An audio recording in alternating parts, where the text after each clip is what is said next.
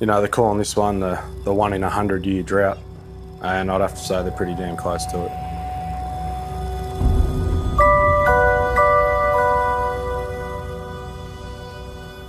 You know, things are starting to dry off, things are starting to change just a little bit, but then all of a sudden it's like, what the hell's just happened?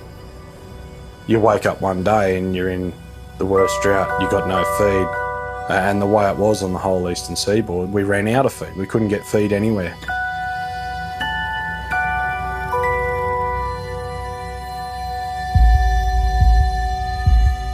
Dealing with the stress, the anxiety, for me personally, it'd just make me physically ill. I'd go days where I couldn't eat, where I couldn't sleep. That certainly affected my marriage. I didn't talk. Yeah, the stress I was under there, I didn't think there needed to be two of us trying to deal with it. Was it the right thing to do? I don't know. It cost me my marriage.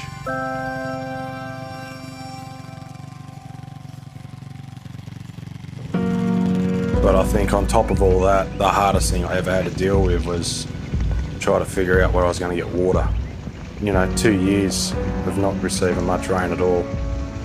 You got over 200 cows just screaming at you, sort of wanting a drink.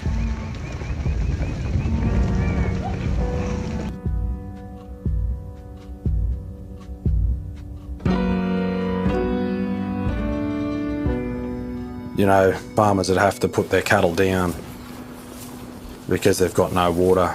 Well, I was fortunate I only had to do that a couple of times, but there's farmers that are doing it, you know, a dozen or more times a day. That's the most desperate thing you'd ever have to do because you'd never want to do it. You know, you love your animals, but you see them suffering to a point where there's no return. It's a tough gig. I probably do wish I had have talked about it and let more people know, especially close friends, family, exactly what I was going through. There's a stigma out there that males don't talk. So you certainly try to take it all on yourself, and I can certainly see why people break from it.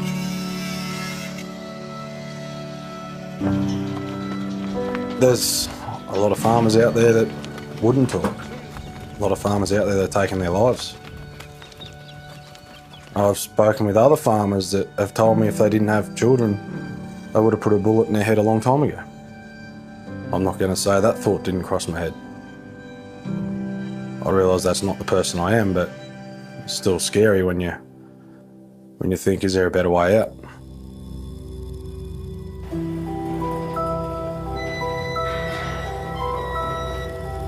If we were paid a fair price, we can set ourselves up so that we can be drought-proof. If people got 20 cents more for their milk, 20 cents more for their potatoes, that's dead set the difference. And that's the pressure that hurts the most. Because most of the time we're not in these sorts of situations, but when they hit really hard. When things are going good, it's the most amazing feeling ever. We love producing food for everyone. That's why we do it. But at some point it's going to change if people don't realise we're in desperate need of help.